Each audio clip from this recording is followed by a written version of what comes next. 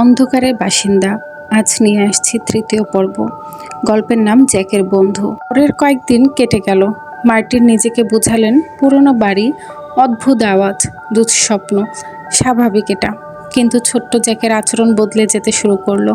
সে একা একা কথা বলতো, হাসতো, যেন কারোর সাথে খেলছে। একদিন সারা জিজ্ঞেস করলেন, জ্যাক, কার সাথে কথা বলছো? জ্যাক হাসলো, মিস্টার ব্ল্যাকের সাথে। মিস্টার ব্ল্যাককে? আমার বন্ধু, সে ওই কোণে থাকে। সারা সেই কোণে তাকালেন, খালি। সে কি বলে তোমাকে? জ্যাকের মুখের হাসি মিলিয়ে গেল।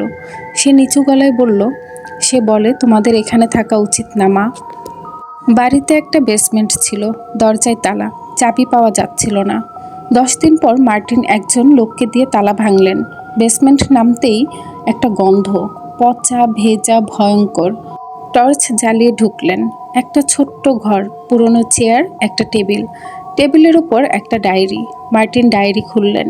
হাতের লেখা কাপা কাপা। প্রথম পাতায় লেখা, যে এই বাড়িতে আসবে সে আর যেতে পারবে না। মার্টিন হাসলেন। পুরনো বাড়ির পুরনো কথা। কিন্তু শেষ পাতা উল্টাতেই থমকে গেলেন। শেষ পাতায় লেখা তারিখ 2011 সালের সেপ্টেম্বর মাস, মাত্র 3 সপ্তাহ আগে। আর নিচে লেখা একটাই কথা, সে এখনও আছে, এখানেই আছে, দেয়ালের ভেতরে। ঠিক সেই মুহূর্তে পেছন থেকে দেয়ালে কেউ থাবা মারল। মার্টিন পিছনে ফিরলেন।